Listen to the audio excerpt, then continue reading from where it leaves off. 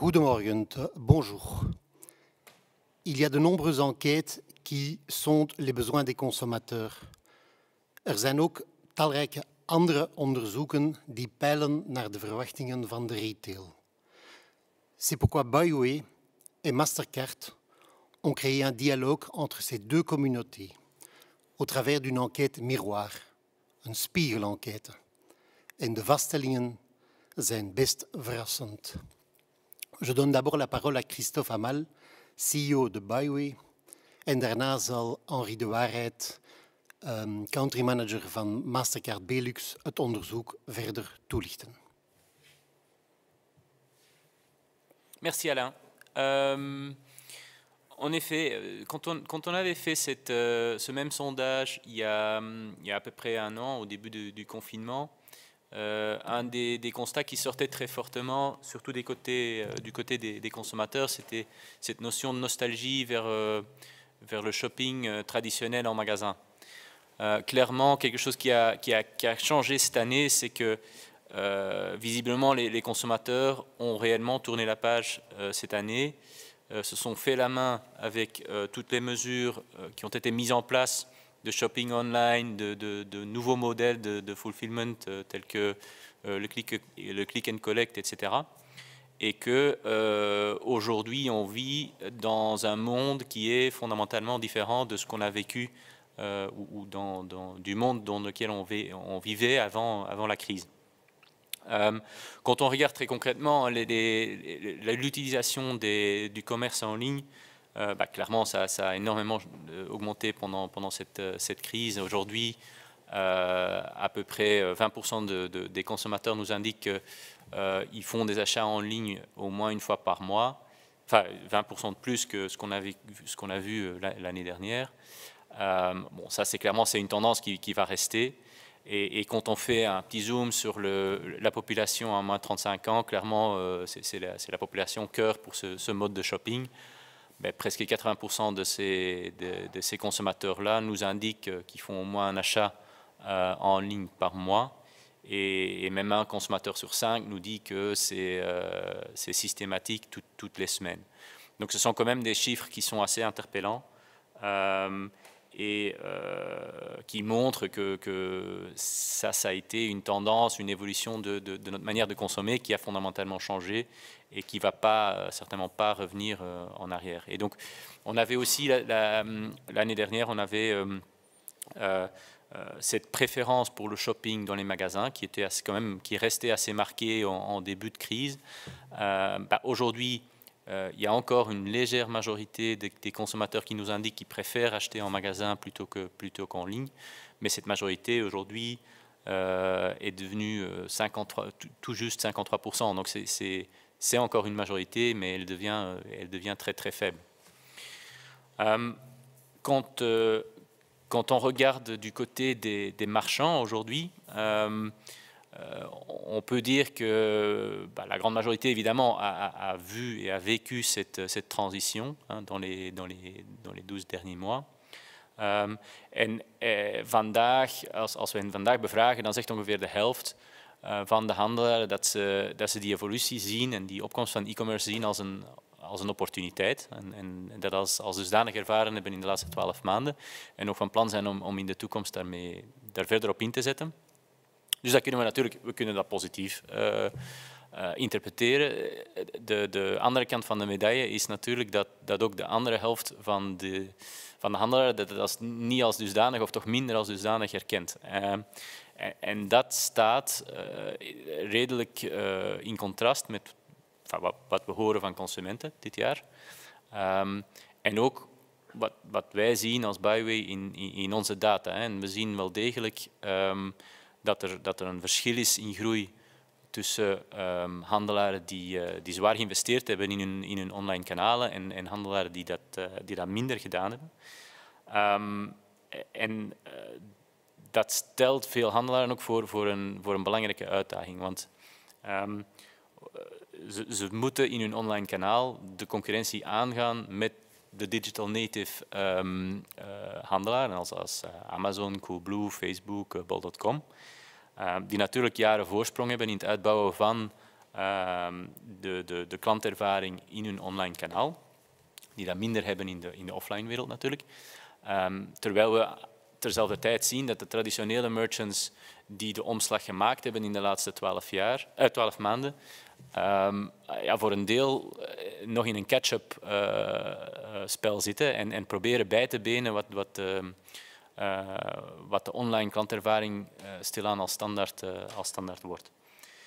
En dus dat is een belangrijke uitdaging die we zien voor veel van onze omnikanaal handelaren die nu in het midden van die omslag zitten of die blijven investeren of die moeten investeren in die transitie. En ik denk vandaag is het duidelijk meer dan 11:55 daarvoor.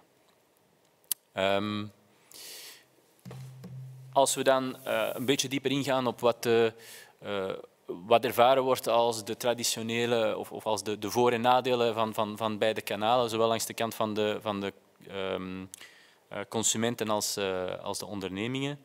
Bah, finalement, ce qu'on voit apparaître, ce sont les facteurs plutôt classiques. Hein. Donc le shopping du côté des consommateurs, le shopping physique permet davantage d'achats impulsifs, il est moins onéreux, meilleur pour l'environnement, vu qu'il y a moins de colis à déplacer, évidemment. Les désavantages propres de mode sont aussi assez classiques. Hein. Il y a des frais d'envoi et d'éventuels problèmes de livraison pour ce qui est le commerce en ligne.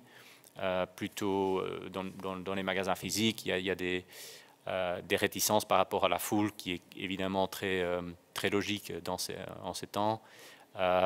Potentiellement aussi plus de pression commerciale de vendeurs ou l'obligation de se déplacer. Donc pour moi, ce sont des facteurs assez classiques. Côté des entreprises, il y a quand même une réalisation que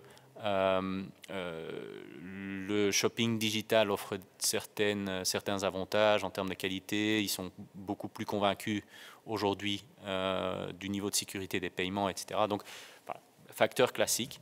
Je pense que ce qui a quand même fondamentalement changé, c'est qu'il y a une tendance de fond, surtout chez les consommateurs, qui s'est installée depuis 1 an.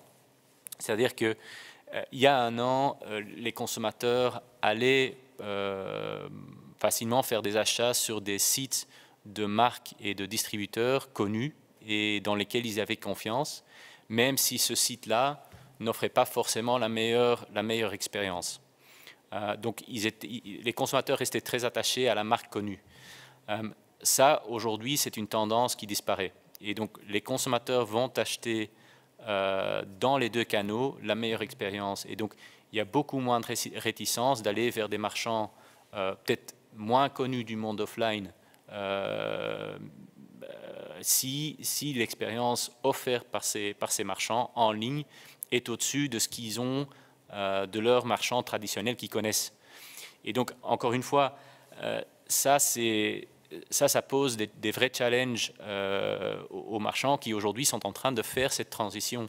Parce que la barre qui est mise par les marchands digital native dont j'ai déjà parlé, elle est réellement très, très élevée. Et donc, aujourd'hui, le challenge pour les marchands plus omnicanal, ce n'est pas seulement de développer un site commercial de base, mais c'est réellement de repenser l'expérience qu'ils offrent à leurs consommateurs, à leurs clients, dans les différents canaux, et notamment aussi dans le canal digital, de le mettre au pair avec ce qu'on voit des grandes marques internationales.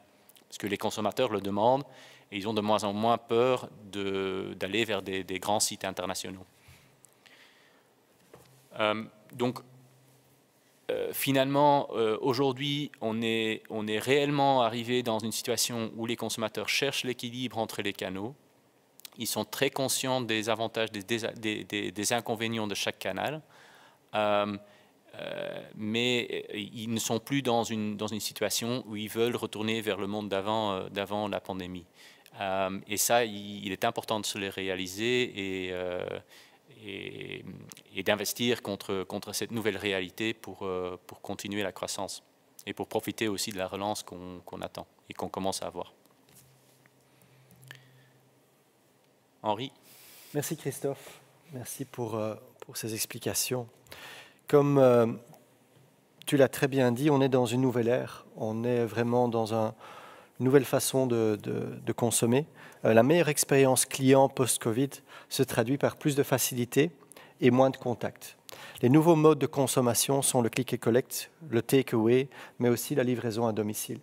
Et les résultats de l'étude sont assez impressionnants par rapport à l'adoption au niveau du consommateur belge. 83% des Belges ont utilisé un de ces services l'année dernière et un tout petit peu de la moitié, 46%, l'ont fait pour la toute première fois et ont découvert ces nouveaux modes de consommation. Plus de la moitié, 53%, ont eu recours au click and collect. Un peu moins d'un quart, 22%, l'ont utilisé pour la première fois. La moitié, 51%, ont utilisé des livraisons de repas à domicile. Là aussi, on voit à peu près un quart, 26%, au moins, l'ont utilisé pour la première fois pendant cette dernière année. Donc, tout ça, ce n'est pas une mode. There is no way back, quelque part. Donc, ces nouveaux modes de consommation ont séduit les Belges et ils resteront ancrés dans les habitudes pour le futur. Et sans surprise, ce sont les jeunes qui plébiscitent le plus ces modes de consommation. 69% des jeunes ont découvert le click and collect l'année passée, 72% ont utilisé les livraisons à domicile et 81% ont utilisé les take-away ou le drive-in. Donc des chiffres quand même très importants. Qu'en est-il des entreprises? Wat kunnen we zeggen over bedrijven en handelaars? Wel, bedrijven en handelaars hebben dit heel goed begrepen. Eigenlijk hadden ze ook weinig keus, want in sommige sectoren was hun winkel verplicht gesloten en moesten ze eigenlijk een alternatief zoeken om omzet te halen. Ze hebben dan ook heel snel gereageerd met het ontwikkelen van deze diensten. 19% van hen hebben hun diensten aangepast ten tijde van COVID. En aan de andere zijde, aan de zijde van de klanten, is het tevredenheid zeer groot. 9 op 10 Belgen waren tevreden over hun ervaring met bezorgdiensten, zoals een Uber Eats of een Deliveroo. En 80% onder hen zeggen dat ze deze diensten in de toekomst verder zullen blijven gebruiken. Bedrijven reageren daar ook op. 70% van de bedrijven en handelaars zeggen dat ze zullen blijven investeren om hun klanten nog beter kunnen ten dienste zijn in de toekomst.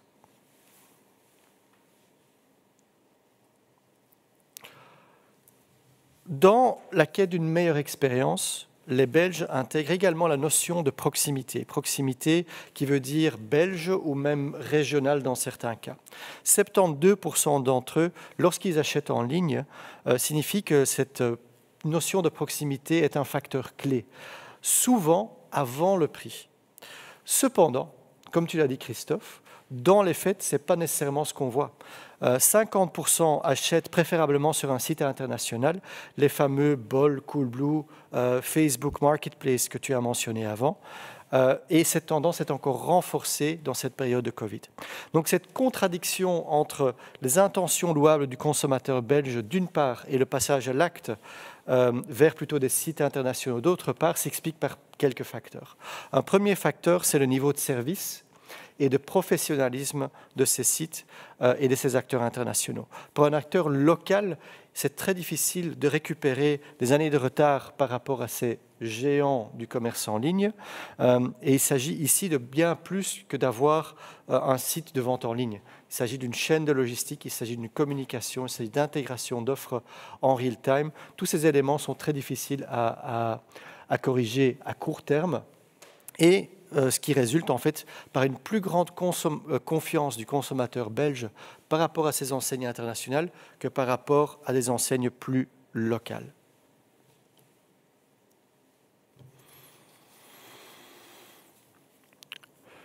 Dus e-commerce is een blijver, net als de nieuwe gewoonte van consumeren. 71% van de consumenten en 65% van de handelaren verwachten dat het volume van online shoppen en online winkelen nog groter zal worden. Tegelijkertijd, Christophe, heb jij aangegeven dat de Belgische consument een lichte voorkeur heeft voor fysiek winkelen, 53% ongeveer. Ik denk dat het interessant is om te kijken naar de cijfers. Als wij gaan kijken naar de cijfers die wij zien met Mastercard-kaarten, in mei in België zien wij in feite het volgende. Fysiek shoppen moet nog steeds inboeten ten opzichte van online shoppen. Online retail is wel gedaald ten opzichte van de immense pieken die we gezien hebben verleden jaar tijdens de volledige lockdown.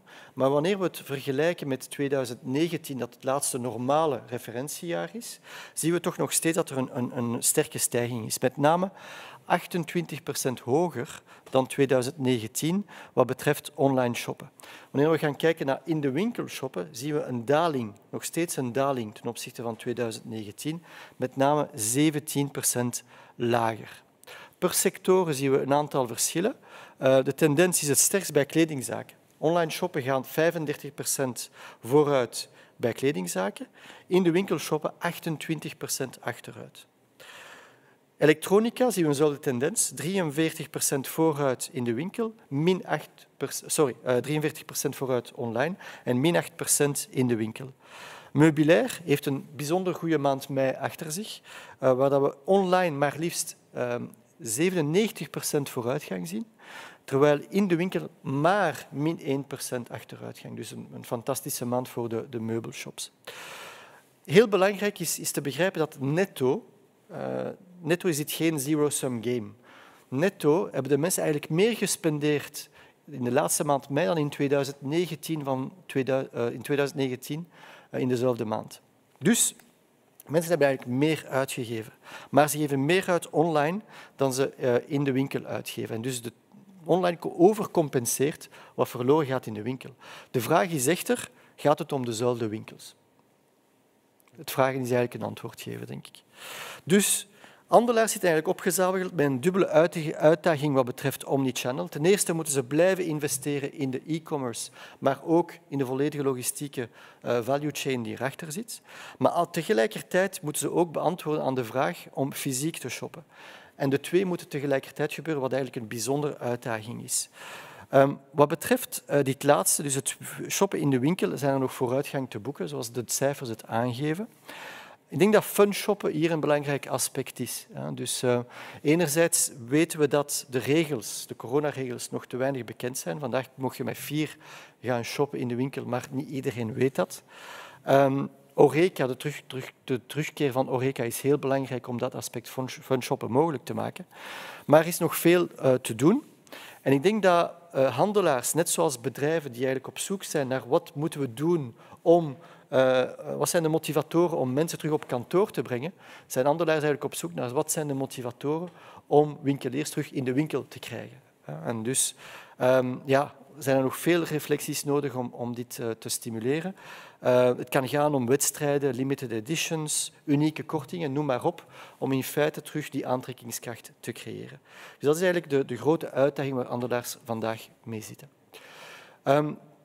Dat zijn eigenlijk de conclusies wat betreft de analyse. Christophe, ik geef het terug aan jou voor de conclusie. Ja, dank u. Ik denk de conclusie die heel sterk naar voren komt dit jaar uit de bevraging is dat de wereld is wel degelijk veranderd sinds het begin van de pandemie. Vorig jaar was dat misschien nog een vraagteken. Ik denk vandaag zien we duidelijk dat de slinger niet terugkomt. We zitten vandaag in een andere wereld dan een jaar geleden. Consumenten zijn heel comfortabel geworden met alle nieuwe manieren om te shoppen. Online, nieuwe fulfillment-methodes, zoals Henri heeft aangeduid.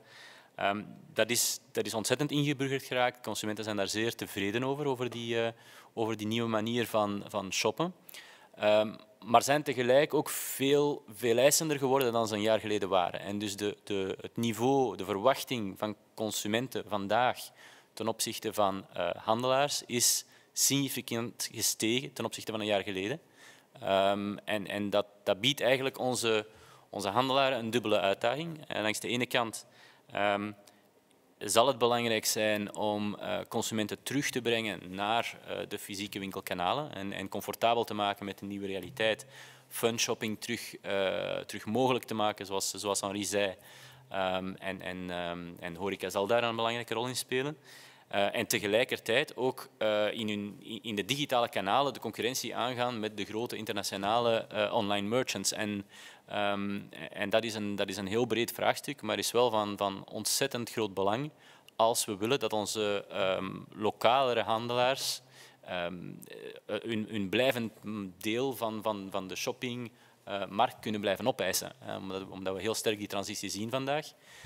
En dat we weten dat consumenten hun verwachtingen laten drijven door de grote internationale merchants. En dus dat is een belangrijke dubbele uitdaging. Langs de andere kant, en daar hebben we het vandaag minder over gehad, zien we ook duidelijk vandaag dat de economie heropleeft, dat de consument opnieuw spendeert en dat volumes inderdaad boven 2019 liggen. We zijn ervan overtuigd dat de komende zes maanden heel interessant gaan zijn en een heel sterke heropleving gaan zien van consumer spending. En dat is alleen maar positief. Dus ik denk de komende 6 tot 12 maanden gaan ontzettend interessante tijden zijn voor onze retailers. En ik ben ervan overtuigd dat we die uitdagingen aankunnen. Maar we gaan ook nu goed wakker moeten zijn om in te spelen op de opportuniteiten die zich gaan aanbieden. Dank u wel voor de aandacht. Dank u wel Henri en Alain. En ik hoop dat het interessant was voor jullie. Si vous avez encore des questions, vous pouvez nous les faire parvenir. Als jullie nog vragen hebben, mogen jullie ons deze doorspelen. Merci pour votre participation. Bedankt voor jullie deelname. Tot later.